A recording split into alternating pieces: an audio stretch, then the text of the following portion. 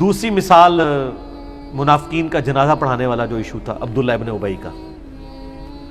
سورہ توبہ میں آیت نازل ہوئی کہ آپ اگر ان کے لیے 70 دفعہ بھی مغفرت کریں نا، ہم ان کی توبہ قبول نہیں کریں گے، اللہ اور اس کے رسول کے باغی ہیں۔ یہ آیت نازل ہو چکی بھی تھی۔ اسی دوران عبداللہ بن ابی مر گیا۔ غزوہ تبوک کے بعد جب منافقین کھل کے سامنے آ چکے، نبی علیہ السلام کو منافقین کے نام بھی بتا دیے گئے تھے جو حذیفہ بن یمان کو بتائے، اور آپ علیہ السلام کو غلبہ بھی حاصل تھا۔ رومن امپائر آپ سے بھاگ چکی ہوئی تھی، مسجد درار بھی آپ نے توڑوا دی ہوئی تھی، اپنے پاور کو ایگزیکیوٹ بھی کر لیا تھا، پھر بھی آپ صلی اللہ علیہ وآلہ وسلم نے شفقت فرمائی۔ عبداللہ ابن ابی کا بیٹا جو ہے نا وہ صحابی تھا، اس کا نام بھی عبداللہ تھا، اس نے آ کے آپ سے ریکویسٹ کی کہ یہ ظاہراً تو کلمہ ہی پڑھتا ہے نا، تو اس کے کلمے کا ظاہر ہے وہ آپ علیہ السلام نے ریگارڈ کیا۔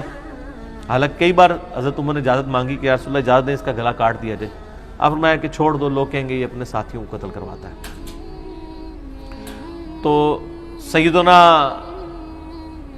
عبداللہ جو عبداللہ ابن ابی کا بیٹا تھا، اس نے ریکویسٹ کی تو آپ نے اپنا کرتا دیا۔ مسلم شریف میں تو بڑی ڈیٹیل سے احادیث موجود ہیں، بخاری میں بھی ہے، اور قبر میں اتارا، لعاب دہن مبارک منہ میں ٹپکایا۔ اسی دوران جب نبی علیہ السلام جنازہ پڑھانے جا رہے تھے تو سیدنا عمر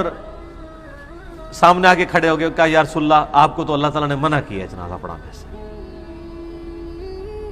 یار جو بات حضرت عمر کو سمجھ آ رہی تھی رسول اللہ کو سمجھ نہیں تھی کیا؟ نعوذ باللہ، سوچنے والی بات ہے، یقیناً سمجھ تھی، لیکن وہی بات جو شفقت والا عنصر جو آپ کے اندر تھا نا وہ ڈومیننٹ تھا۔ آپ کے الفاظ دیکھیں کیا ہیں، بخاری و مسلم میں دونوں میں حضرت عمر نے کہا کہ یا رسول اللہ آپ کو اللہ نے منع کیا ہے۔ حضرت عمر اللہ کی منشا کو سمجھ چکے ہوئے تھے، نبی علیہ السلام بھی سمجھتے تھے، لیکن آپ علیہ السلام نے وہی پھر اجتہاد کیا اپنی شفقت والا۔ اور یہ ظاہر ہے یہ زیادہ انٹیلیجنٹ کام ہوتا ہے کہ آپ کوئی ایک پہلو ڈھونڈ لیں، پازیٹو اینگل۔ آپ فرمایا کہ عمر اللہ تعالیٰ نے مجھے اختیار دیا ہے، اے نبی چاہے آپ ان کے لیے مغفرت کی دعا کریں یا نہ کریں، آپ 70 دفعہ بھی کریں گے میں قبول نہیں کروں گا۔ حالانکہ اس جملے کی جو سختی ہے وہ بتا رہی ہے کہ اللہ تعالیٰ منافقین سے کس طرح اعلان برات کیے ہوئے ہیں۔ اس اعتبار سے سیدنا عمر جو رزلٹ نکال رہے تھے وہ بالکل ٹھیک نکال رہے تھے کہ جب، اور پھر سورہ توبہ کی وہ آیات تو اس سے پہلے نازل ہو چکی تھی، حالانکہ وہ قرآن کی ترتیب میں بعد میں آتی ہیں، وہ 113 نمبر کہ کسی مومن، کسی نبی اور مومن کے لیے شایع نہیں ہے کہ اسے یہ پتہ چل جائے، خواہ اس کا کوئی قریبی رشتہ دار ہی ہو کہ وہ کفر پہ مرا ہے، کہ اس کے لیے دعائے مغفرت کرے۔ تو جنازہ کیا ہوتا ہے؟ دعائے مغفرت۔ وہ آیت اس سے پہلے نازل ہو چکی تھی، تو حضرت عمر بالکل صحیح رزلٹ پہ پہنچے تھے کہ بھئی ایک نبی کے شان نہیں ہے کہ وہ ایک منافق کے لیے دعا کرے جبکہ اس کی منافقت کھل بھی چکی ہے۔ نبی علیہ السلام نے پلی لی دوسری والی آیت سے، جس طرح وہاں پہ بھی آپ علیہ السلام نے پلی لے لی تھی سورہ محمد کی آیت سے، یہاں پہ آپ علیہ السلام نے سورہ توبہ کی دوسری آیت سے لی کہ اے نبی تم مغفرت کی دعا کرو یا نہ کرو، 70 دفعہ بھی کرو تو ہم نہیں معاف کریں گے۔ دونوں طرف آپشن موجود تھا۔ حالانکہ اس آیت کو دیکھا جاتا جس میں کہا گیا کسی مومن کے اور نبی کے شان نہیں یہ کرے،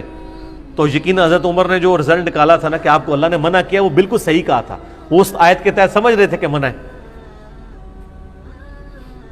تو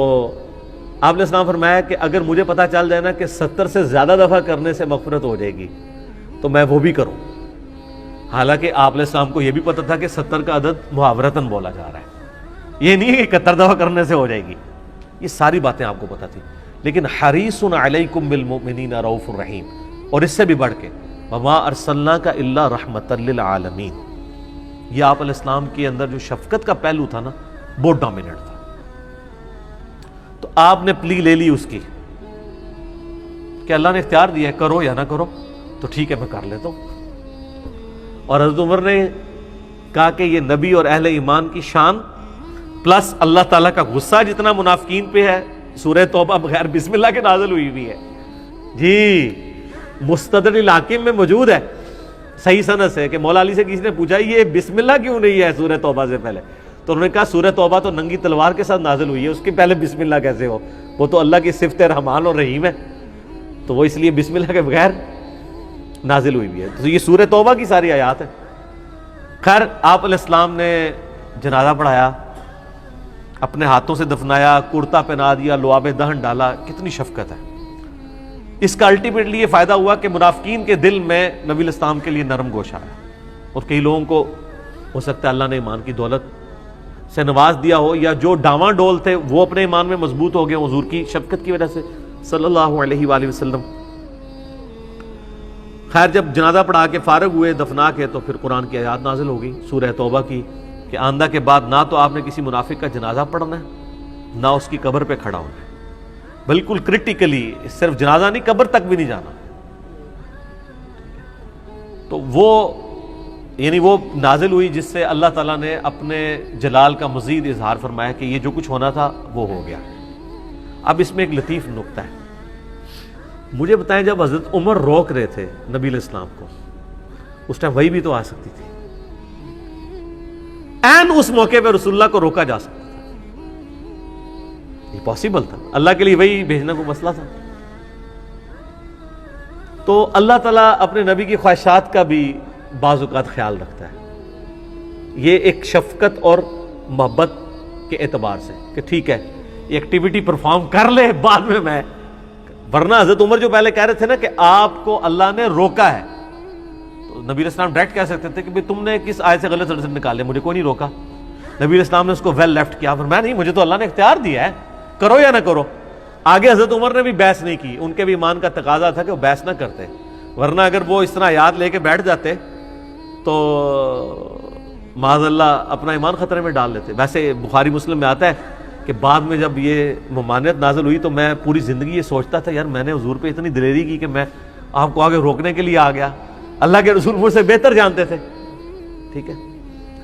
تم ان کے لیے بخشش مانگو یا نہ مانگو برابر ہے، اگر ان کے لیے 70 دفعہ بھی بخشش مانگو گے تو بھی اللہ ان کو نہیں بخشے گا، یہ اس لیے کہ انہوں نے اللہ اور اس کے رسول سے کفر کیا، اور اللہ نافرمان لوگوں کو ہدایت نہیں دیتا۔ پیغمبر اور مسلمانوں کو شایع نہیں کہ جب ان پر ظاہر ہو گیا کہ مشرک اہل دوزخ ہیں تو ان کے لیے بخشش مانگیں، گو وہ ان کے قرابت دار ہی ہوں۔